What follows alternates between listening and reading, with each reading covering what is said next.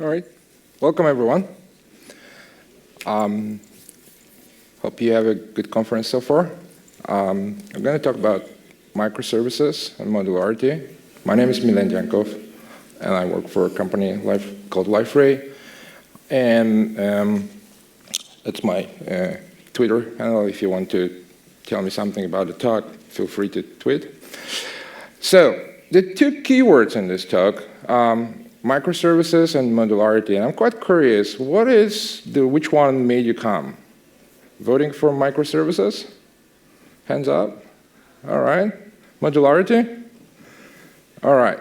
So you're both wrong. It's not the microservices you think about. It's not the modularity you think about. But let's try to go through that. OK. How many people in this room are familiar with an operating system called Linux? Wow, great. So you're probably familiar with this command. Can you tell me what it does? Or you don't have to tell me, but do you know? I'll tell you what it does. It displays the process ID of any process called Java. And it's a very simple Linux thing, right? If you think about it. Or wait, is it? What it has to do is it actually has to go to some place where all those processes are stored, figure out what their bits are, filter through the ones that have the name of Java, and displays the results to you. Essentially, it's doing something like this. Now, in fact, if you run this, you're going to get pretty much similar result. I didn't bother to actually make it to display on the same line. But as you can see, the result is pretty much the same. So the question is, how do those things differ? This is how. You should be never using this one anymore. Everyone's telling you to use microservices, so that's what you should be doing from now on, every time you type on your Linux console. Remember that. Anyway, let's talk about microservices a little bit more serious. What are microservices? Do you know what are microservices? Oh, no one knows. I don't know either. But I found this thing. It's a very interesting article by very famous people. James Lewis, Martin Fowler, they did a work to actually describe what are the characteristics of microservices. And essentially what these guys will tell you is everyone who does microservices is doing these things. That's pretty interesting, though, because when you look into it, you see that half of those bullet points are not strictly related to building applications, to software development. They're more about operations, more about deployments, more about teamwork, more about company structure and culture, not so much about the actual process, or the actual application building thing. But then you may start thinking, well, why is everyone talking about microservices? Why should I consider them? And every time I ask this question, like, why you consider using microservices, I hear this thing. It reduces the complexity of my application.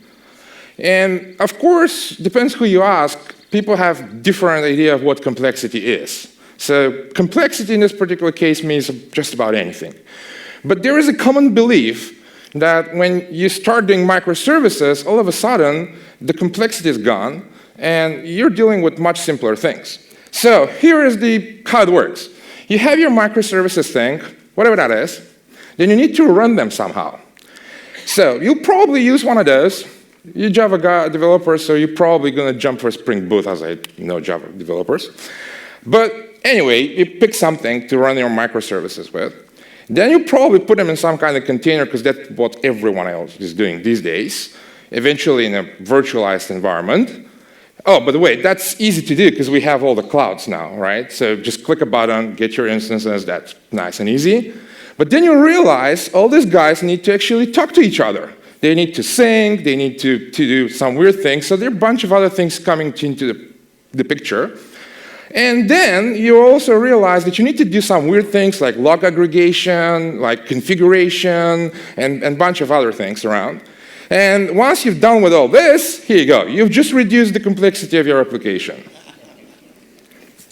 Now, back to the same article, there is a very nice quote that I wanted to show you, which essentially says, if you do this, what you're doing is you're shifting complexity from one place to another, from inside your components to the links in between those components. And what's worse, you're shifting it into the place which is much harder to control.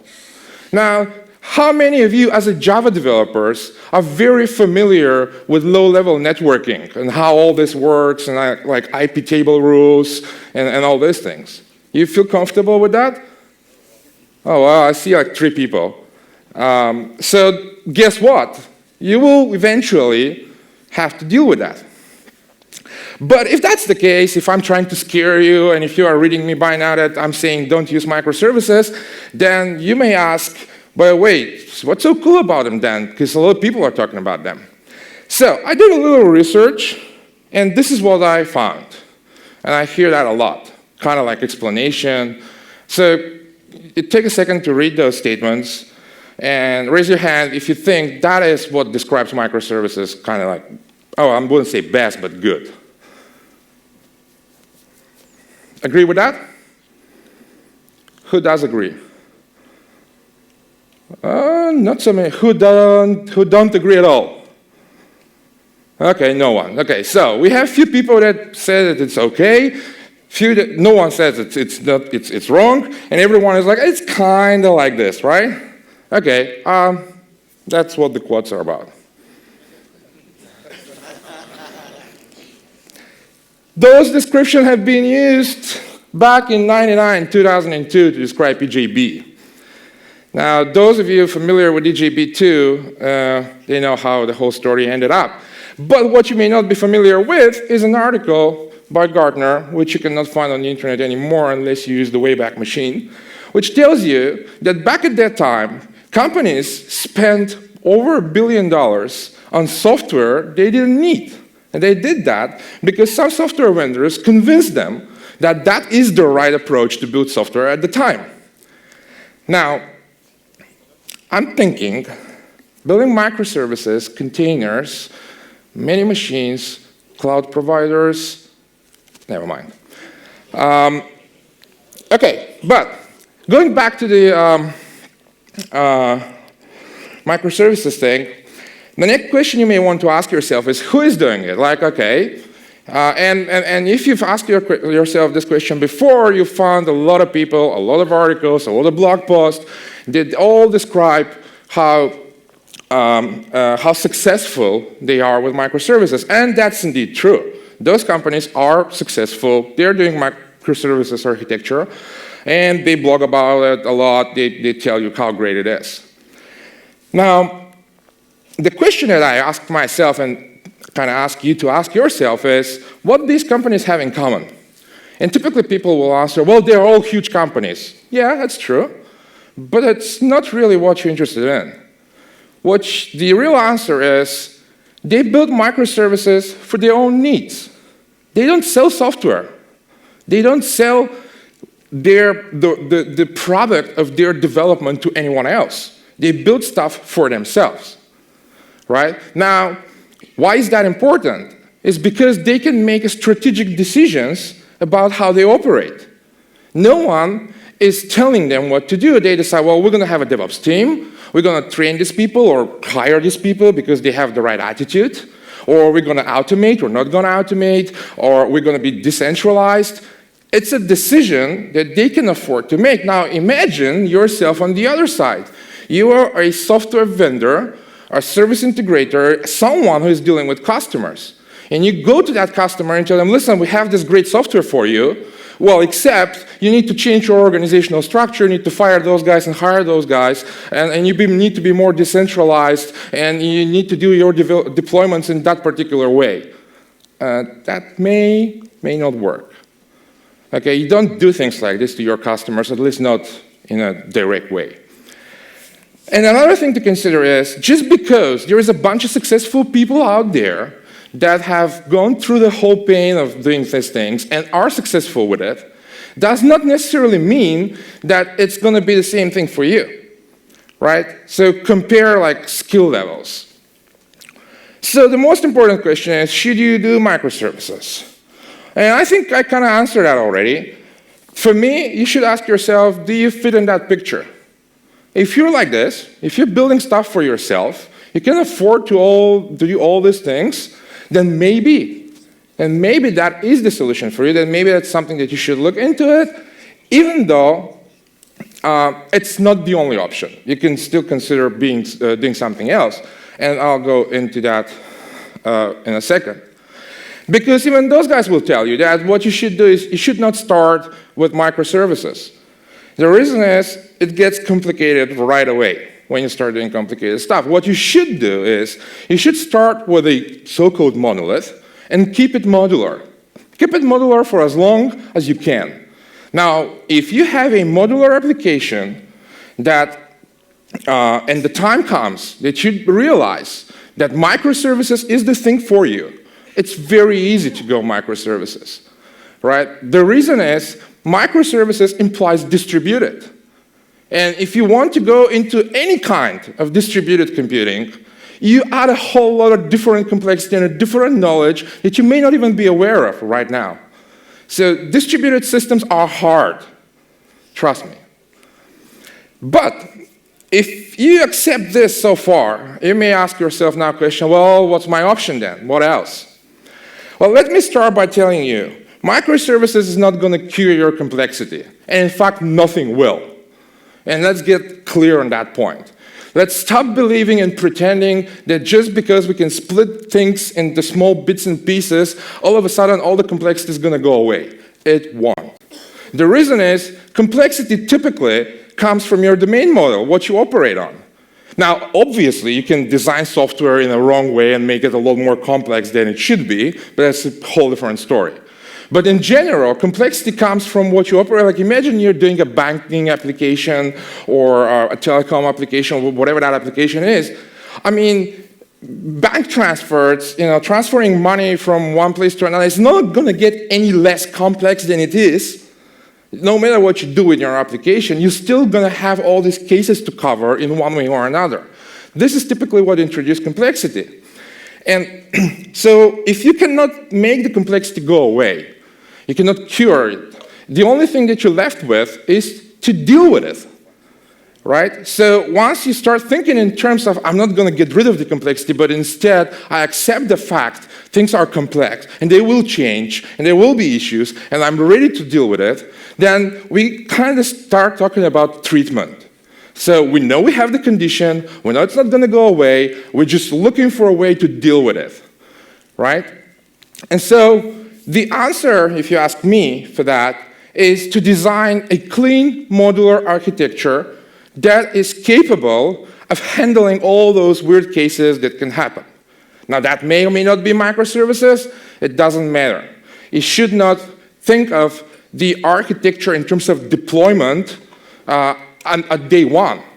All you need is modular thing that is capable of handling all kinds of different things, and how you deploy it is a different thing. And that is what brings me to Uncle's Bump saying that there is no such thing as microservices architecture. Microservices is a deployment option. And I totally agree with it. It's like 300%, because that's what you should do. Once you design your application right, then you can deploy it as microservices, or you can deploy it as a standalone monolith, or in any way you wish. That is an option that you should keep open for as long as you can. It definitely should not be the #1 decision you make when you start your new project. And that is the moment, every time I say this, that is the moment when people say, well, yeah, but in my case, it's so complicated, it just simply won't work. And that is why I decided to do a demo during this talk and show you what I did. I don't know if you're going to like it. How many of you are familiar with an application? By the way, everything that I'm going to show you from now on is on GitHub. That's the URL. You can download it, play with it. I'm going to go through that relatively quick. I'm not going to explain every line of code. I'm just going to tell you roughly what I'm doing. So it's going to be a lot of code passing by on the screen rather quick, but feel free to play with it later on. And obviously tell me if you think something's wrong there. So, are you familiar with an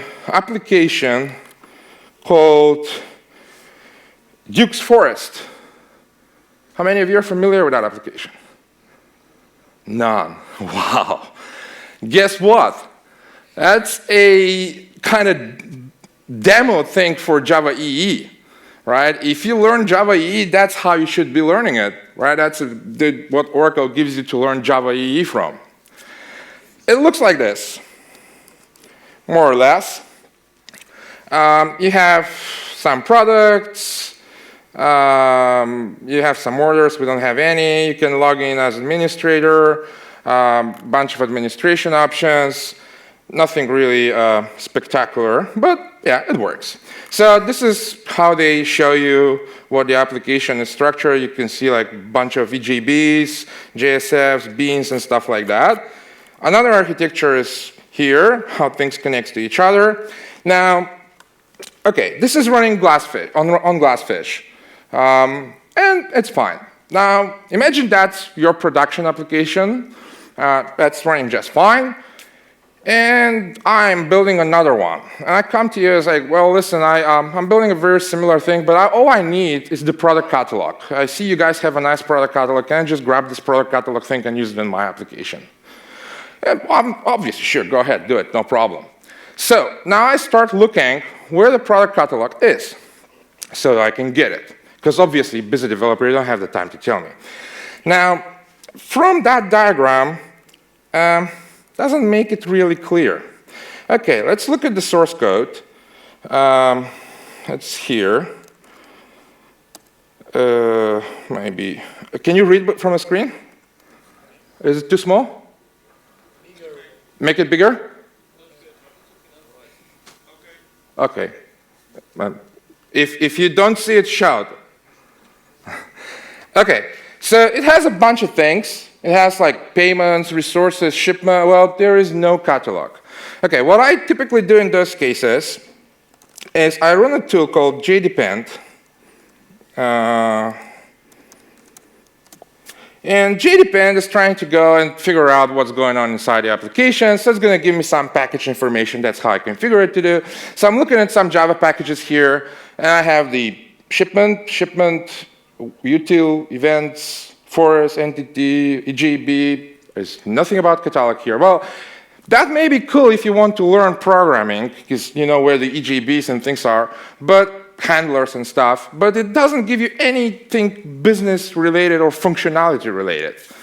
So, okay, I did a refactoring. I mean, just let's play with it and see if we can fix it in some way. So, here is what I did. This script demo is going to just grab some stuff from Git, display the commits, and then the differences. So there are 4 commits. I basically renamed all the entity classes. And then I had to obviously update the references and all the other classes. And I extracted a generic model out of this. So if you look into what actually changed, so this Duke model thing, it's a new. So I just created a model, basically, nothing special. Let me show you a product. It's just a plain Java object, nothing particularly special in it. Because they had the model originally, but it was already tied to JPA. So I don't want to use JPA. I mean, I may or may not. All I know is I need a model that eventually I'm going to persist somewhere. So this is kind of like my implementation. So all this JPA stuff here kind of extends my domain model. And that's essentially the whole thing that I'm changing here. The rest is just reflecting those changes. So the next thing I do is I create 3 modules for use cases. And those are use cases catalog, use cases e-commerce, and use cases identity. So if you look into those, I'm just going to look into the catalog one. So basically I have things, I mean, I probably used the bad naming, calling it manager, but essentially that's a product use case. So basically I'm saying, with my product use case, I should be able to create a product, I should be able to get a product, update a product, whatever. That's my use case, right? And I don't really care how it's going to be implemented, somehow, by someone. But if that's this use case, it should be capable of doing these things, okay? And I also declared something that I called product persistence, which I said, if something's going to be capable of persisting those things, it should be capable of doing this. right? And I don't care if that's going to be database, if that's going to be Mongo or file or anything else. I don't care. I want it persistent. Okay, so that's pretty much it here. The next thing is, obviously, I need, because I did some changes in my domain model, I obviously need to redesign the whole thing around. So the whole EJB layer, all the facets, and all these things. So I'm not going to bother you with this code because it's nothing. And trust me, you can go ahead later on and try it. It has no functional changes whatsoever. It's essentially grabbing a piece of code from one class and moving it to another class. That's all it is. Right? It's just and changing names because of the new domain model. That's basically what it does here. And finally, the last thing I need to do is I also need to update the web layer, well, a little more of the EJB layer, the REST services. So that's just one more step into things. I'm just going to show you how EJB changed here, for example. Let me find the product somewhere here, product bean, for example. So as you see, this is what it used to be. It even had some logic in it, like search and something. Now my new implementation is that long. It essentially tells this is a product use case, and this is a product persistence, and you tie these together and make them work. And that's basically all the changes here, conceptually, obviously.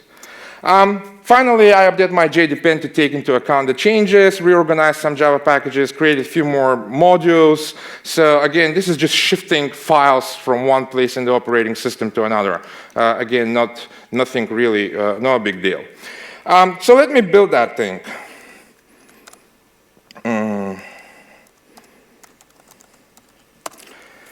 Okay. It's going to take a second. Now, when the build is done, you will see that we're going to have a few more modules down there. Like we're going to have all these use cases, things, and it deploys it directly to the Glassfish.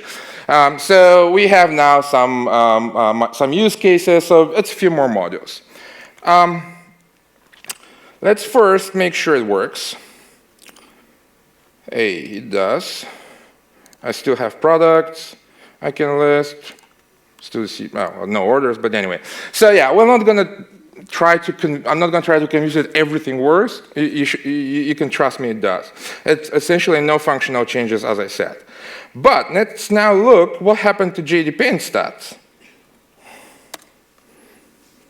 Now, it looks like this. So for those of you who don't remember, this was before, this is now. And why it is important?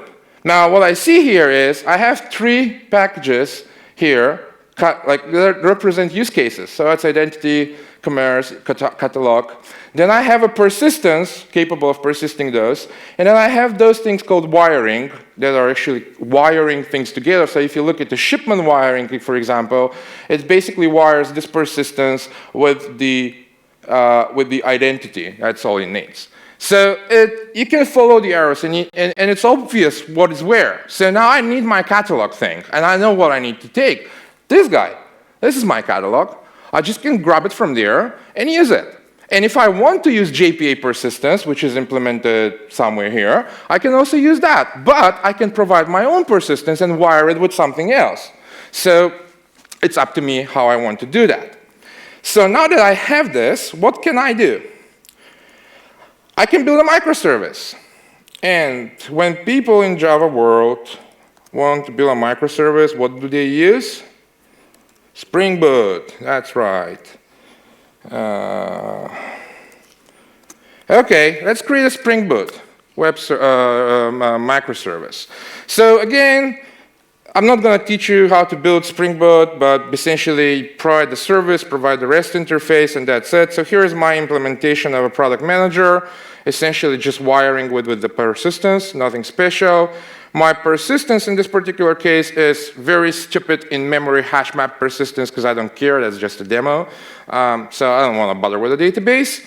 And then there is the REST interface somewhere here, catalog, endpoint, with all the annotations, so I can provide a RESTful service. Let's build that. And once we build it, Is it ready? Okay, and by the way, I'm going to stop Glassfish now because I don't need it anymore.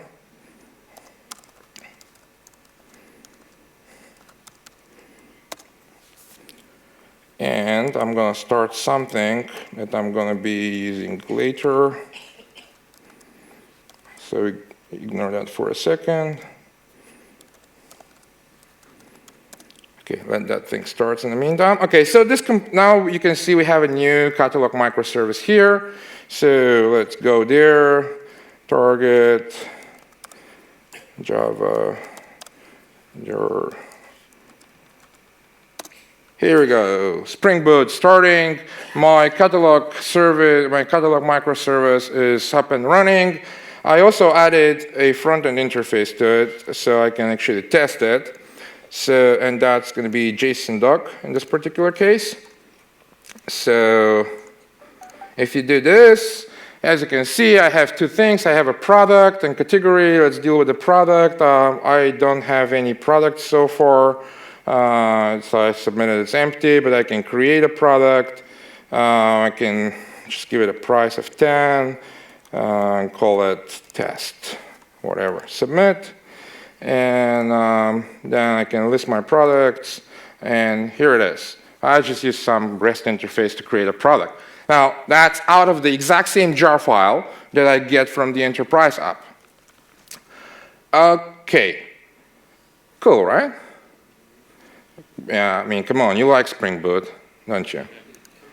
Okay, so what I can do next, now I'm going to use a scary word, OSGi. How many of you are familiar with OSGi? Nice, nice surprise. Okay, so you're not that scared after all. Okay, what it takes to convert those jars to bundles.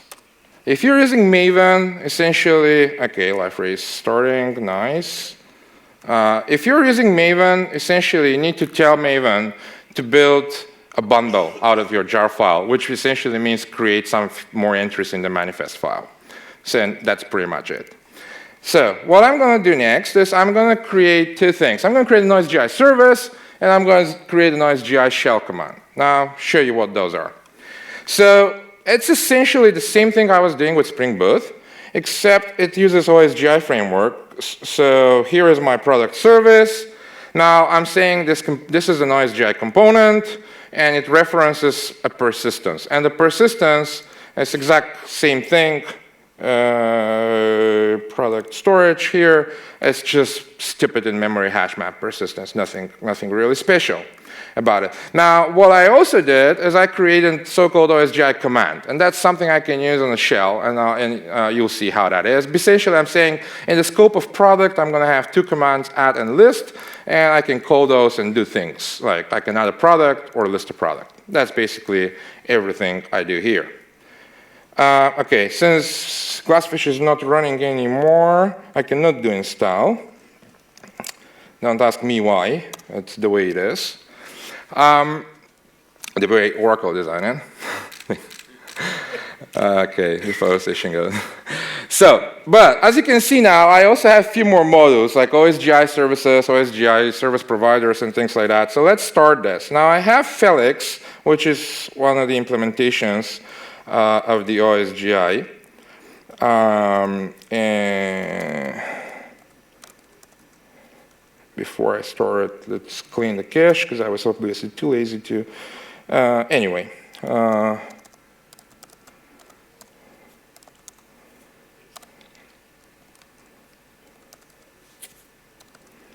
Okay, I'm starting Felix here. And it's up and running. So what I have is a nice console, like OSGi typically have, and I can do things like LB, which stands for list bundles, and it's going to tell me what's running inside my OSGi environment. And as you can see, I have the catalog management use cases, the catalog commands, and so forth. Okay, forgot about one thing, I guess. Yeah, let's do it then again. So I also created another thing in the OSGi that is REST endpoint. And now if you wonder what it takes to do REST stuff in OSGi, forget about the libraries. Those are libraries that you need like Tomcat or Jetty or something that is actually serving those things. So all these are just dependencies, which, by the way, you also have in Spring Boot. You don't see them. The only thing I created is this, product resource. And if you look into it, it's standard JAX-RS. Nothing special, standard annotations, and it just lists products. Nothing really rocket science here. So let's build that thing one more time. And because I wasn't, okay, doesn't matter. I was too lazy to install the auto update. I need to restart this thing once it is done. Here we go. So now if I list my bundles again, here you see I have a lot more of those. So I already have something that provides like Jackson, something that provides me the what's called the Jetty, and all kinds of things. And somewhere there are my own things. And let's see how that works now. Not here. I'm going to use another interface for that. So I have this product thing, and I can list products. Well, but I don't have any products, and as you can see, I only have gets. So I cannot add a product from this interface. That's because I was too lazy to implement it. So what I can do, oh, wait a minute, I have a so-called command. So let's look into that thing. It was in the scope of product, and it was called add. And it accepts a name, and it accepts a description, and a price. Here we go. Oh, and by the way, also, in the scope of product, I have a command list. So I can list also my product. Nice. Okay, let's see how we do it here. Oh, here we go. So now you have two entry points for the exact same service. It's one single service registered in the OSGi service registry, and you're accessing it from two different perspectives. One is REST interface, the other one is local command. Now, I know what you're thinking. Yeah, but OSGi is so huge. You're using a container, you're using a big thing, and Spring Boot is nice, clean, and tidy. Okay. Let me do one more thing. You familiar with this too?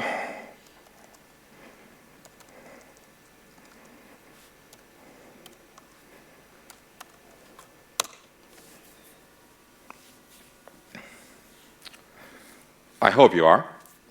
So this is my Spring Boot, somewhere here, catalog microservice jar. Here we go. And this is my OSGi environment in here. How do you think they compare to each other? Let's look at the Spring Boot first. 700 megs of memory, currently using over 100, and over 5,000 classes loaded. That's your nice and tidy Spring Boot. Now, you expect OSGi is going to be a lot more than that, right? Oh, guess what? It only uses about 50 megs right now, and it only loads about 3,500 classes. And Spring Boot runs one service. It doesn't do anything else, and unless you start another instance of Spring Boot, nothing else will ever run there. Whereas you have an OSGi environment where you can add dynamically without even restarting it if you're smart enough, not like me. Then you can add more services in the exact same environment and remove them anytime. So this is how the things compare, in case you were wondering how big of an overhead is using OSGi. Okay, let me do one more thing. Use another scary word. Portlets. How many of you are familiar with portlets? Oh, quite some people. Okay, so I work for a company that historically provides a portal. So even though we are kind of like doing a lot of different things these days, a lot of people kind of think of Liferay like the portal company. So let me show you how to build a portlet. Now for this, I'm going to be using the latest version of OSGi, which is for Liferay, which is not yet released. It's going to be released in like the beta is out, but the official version is going to be anytime soon. And it's totally based on OSGi. Like we redesigned the whole thing to use OSGi. So creating a portlet for Liferay is essentially creating an OSGi component. And basically, I have things there called catalog portlet, which I say it's an OSGi component, provide some stuff. Well, the portlet container needs to get some information, so I need to provide it somewhere. And then I'm referencing my service, and that's pretty much it. Except, before, and there is also, apart from that Java class, there are 3 JSP pages just to handle the display. So now, one thing that I want you to pay attention is the doView method. You're not going to understand it right away, but it will clear later on. So we have a case here. We get this product manager, which is a reference to our service, and we're checking if it's null. And then if it is, then we show some error. If it's not, we display something, right? Why we are doing this? Now, if you think about it, how we are referencing it, it's all clear. We tell OSGi that this thing is both dynamic and optional. In other words, we're telling the OSGi environment, this service can come and go anytime during the life cycle of my application, and I'm okay with that. Right? I will handle it. You just let me know. You just let me know when the service shows up or the service disappears, I'll handle it. Right? Because that's what OSGi is all about. It's dynamism in modularity. It's not just statically wiring things, but things can come and go anytime. And now it's up to you. You can tell OSGi, I don't want to deal with that. If that thing is not here, I'm not here as well. Just disable me. And don't deal with that. Or you can tell, well, you know what? I'll handle it one way or another. And that's what we're doing here. We're telling OSGi that we know how to handle this situation. OK, let's build that portlet. And my Liferay is running somewhere here. Need to log in first. Let me quickly create a page so we can get rid of those things. Here. OK. And the portlet by now should be in the application. Hey, Duke's catalog. Here we go. Let me change the layout. What was that? One column. OK. Now, my Duke catalog is obviously empty because it's, again, the same in memory storage, so it doesn't have anything. And much like in Felix, I can use the shell to create a product. Except, I started Liferay, I have no shell. Well, that's not exactly true, actually, because what you can do is you can do this.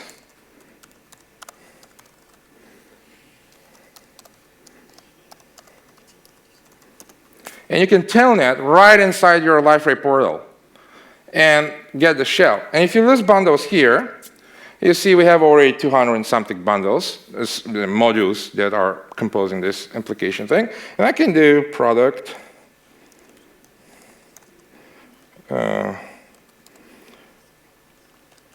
add, test, from Liferay, called price 1, 2, 3. If I look into here, here's my product. So essentially, it doesn't differ in any particular way as far as services goes from what plain OSGi was doing. I just have a different interface to display things. And I can arrange them in any way I wish. OK, so what you may be thinking now is, hey, wait a minute, this talk was supposed to be about microservices and all the distributed thing, and what you're doing is a single JVM. Now, I told you, as soon as you think distributed, things get more complex. So you can do distributed OSGi. That's no problem, but you need to be aware of the consequences. Now, I'm going to show you how easy it is, and trust me, it's very easy when you do a demo. Right? So let's try it. So there are 3 comments here, and essentially I only need one. The reason for the other 2 is when I was working on the demo, I discovered that Jackson has an issue with deserializing lists or any collections that are not typed. So if you just have a collection of object, it cannot deserialize it, so I had to work around that issue. So that's the reason we have 3 comments here. But essentially, what you have is this product service, and we added one line to it. And that line reads service exported interfaces and the interface of my service. So essentially, I'm telling OSGi, by the way, when you register this service, make sure it is distributed. Make sure all other environments can see it. And it's going to auto-magically create some stuff around it so that it works cross-environment. So let me build that thing again. OK. I'll stop Felix. Clean the cache again. I'm not going to start it yet. OK, and I'm going to do another scary thing, but let's first make sure that everything works here. So because I'm going to restart it, it's going to disappear, right? Obviously, we don't have we have in-memory storage, so I can create the product again, just so that you're sure that it works right. Okay, so we still have the same thing: Liferay running, displaying some products. Boring. Let me do one thing.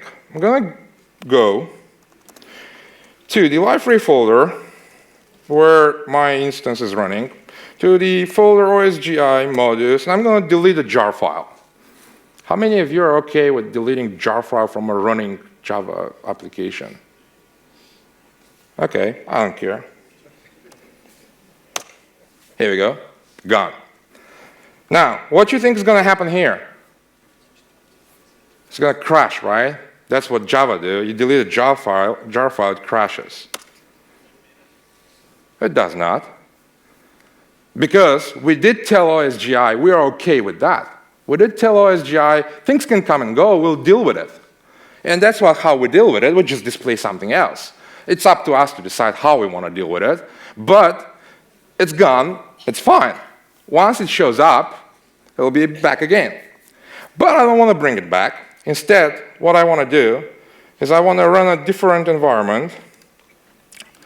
I think it was here. OK, yeah, that's my Felix. So I just want to run my Felix again.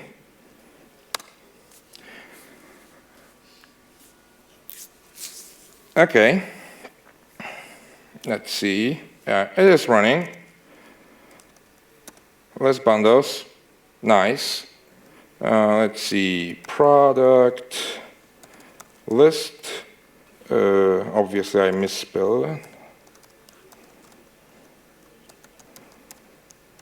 it. No products. OK. Product, add, test, Felix. I don't have so I need to type it all the time. Here, OK, nice. So I just started a different JVM, created a product there, listed it, nice. Let me go back here.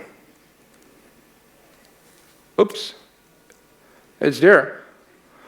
Now, what happened behind the scenes is because we told OSGi that we want this thing to be distributed, both OSGi environment created what was needed to establish a channel in the backend, and they started talking about. So when Felix started and created a service and registered that service in OSGi service registry, that service was immediately made available to the Liferay's service registry.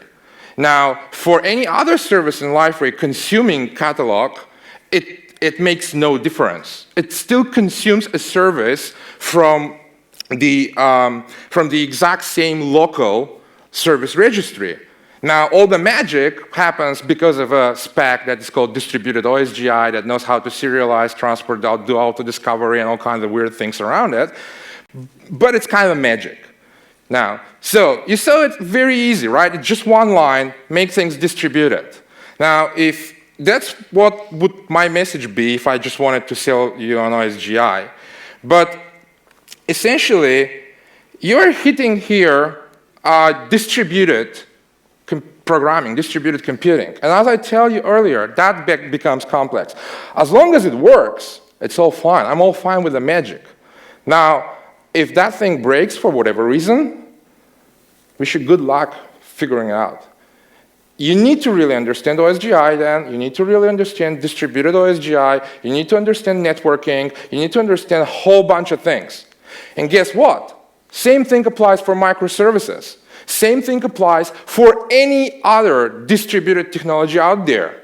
There's no free lunch. You will have to learn those things the first time things break, no matter how cool they look in a demo. Okay, so let's recap. That's what we did. We had the Glassfish app, which kind of had modules, but as we saw, those were not so useful. And we changed it into something like this. So we have a domain model, we have use cases around it, and then some services around it, and eventually the kind of infrastructure thing. So in the first case scenario, which was replicating the original application, what we used was the domain model.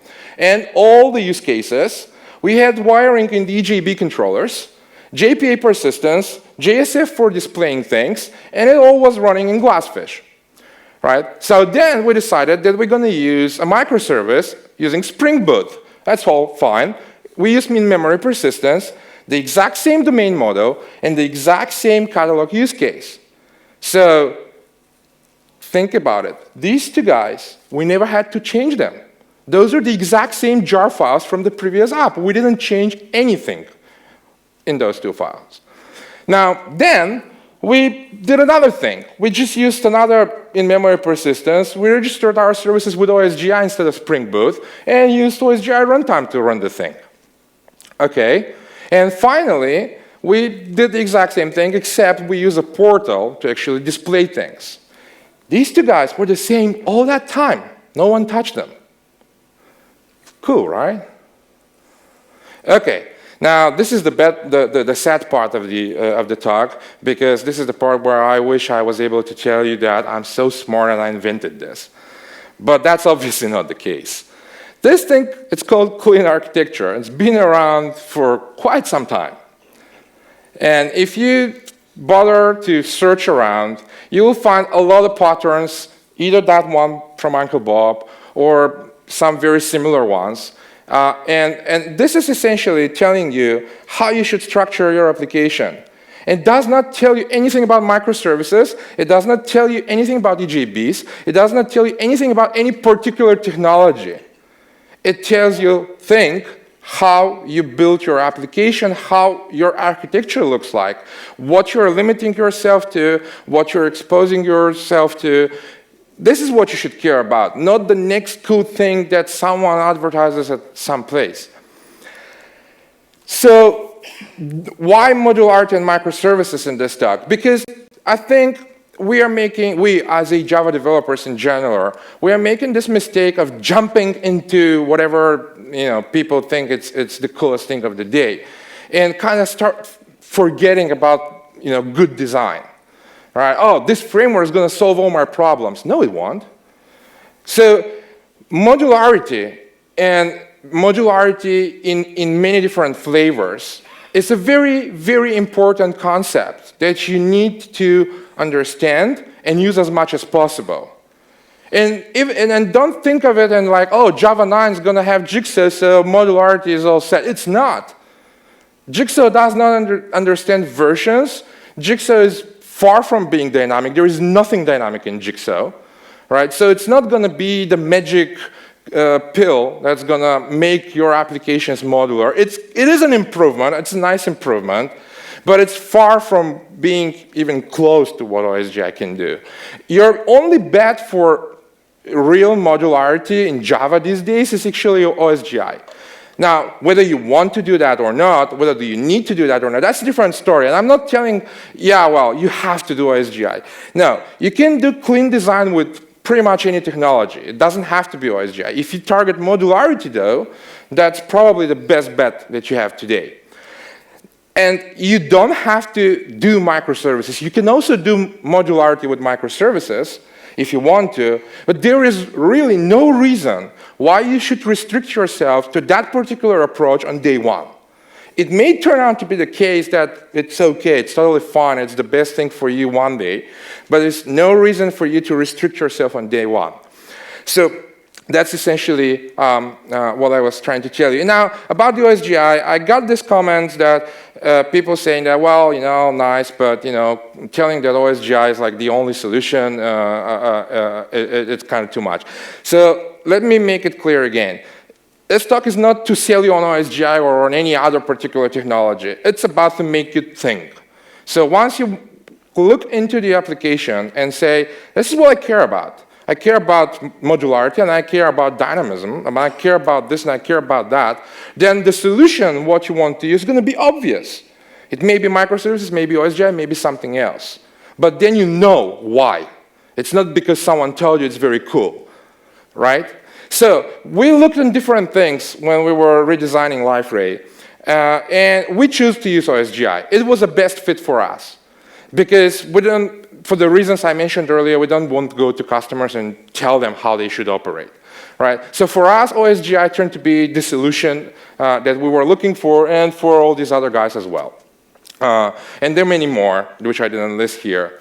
And why? Because if you look into the characteristics that I mentioned earlier, and just concentrate on those that are strictly related to software, building software, you can do those things with OSGi.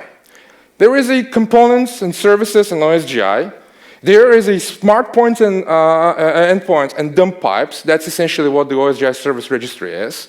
It's totally decentralized. And it's designed for failure, which I kind of demonstrated live. So all these things that make people choose microservices, you can actually do with OSGi. And guess what? You can do it in a single JVM, in a single laptop, which is perfect for testing. You can just delete a jar file and see what's going to happen if service goes away. Is your application capable of surviving that?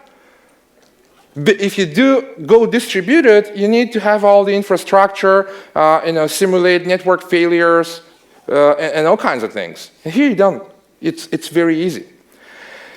So if you don't know Liferay, you may think that's kind of a small thing, and they can do it, but for a large project, it probably won't work.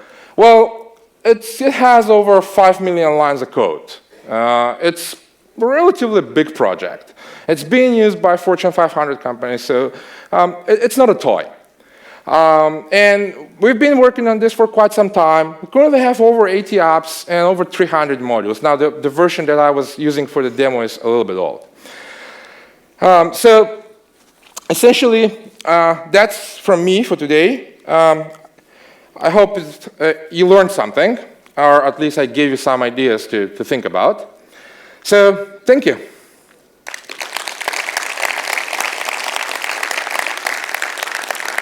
And I think we still have like 8 minutes for questions. So I don't know if we have a mic or how. OK, yeah, there's a mic. So if you have any questions, I'll try to answer them. Just raise a hand. Yeah, there is one. OK. Is it working?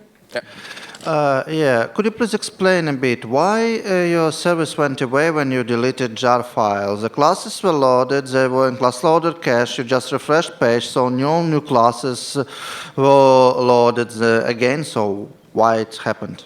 So because, okay, so in OSGi, when you have a bundle and it's resolved, for each bundle each bundle has its own class loader. And essentially when you remove a bundle, one way or another, deleting a jar file is just one way of doing that. It essentially removes the whole class loader. Everything loaded from that class loader is gone, right? And then there is the whole eventing mechanism that tells other bundles that something has changed and they have the chance to react accordingly. Okay.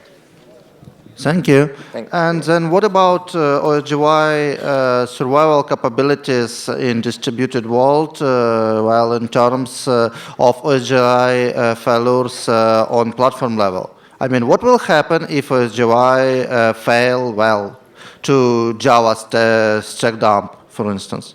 I'm sorry, what if one of your OSGi nodes you are running will fail down to stack dump? I mean, the JVM itself will fail. Oh, you mean when how will it survive? other nodes. You mean when it is distributed?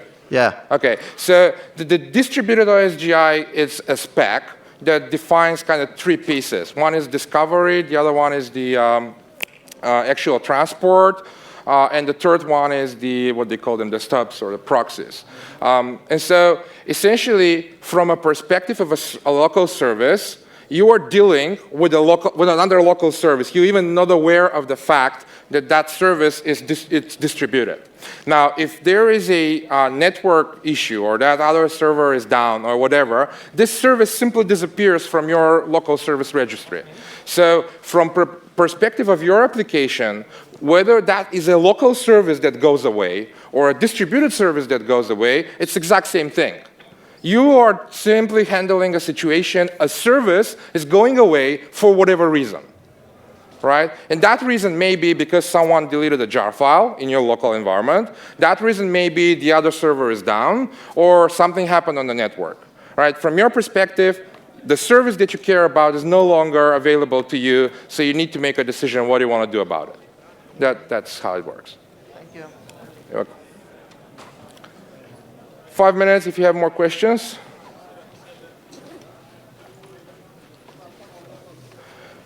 Okay, I guess we can go grab some oh, okay, sorry, but you need to use the mic. Oh, I'll repeat it, okay. How are you handling high availability in OS3? I'm sorry? How are you handling high availability? High availability? Yes. Yeah, well, exact same thing like with everything else. I mean, you can have as many nodes as you wish. You can have load balancers. It's Java. It's the exact same thing. It doesn't differ from any other Java app.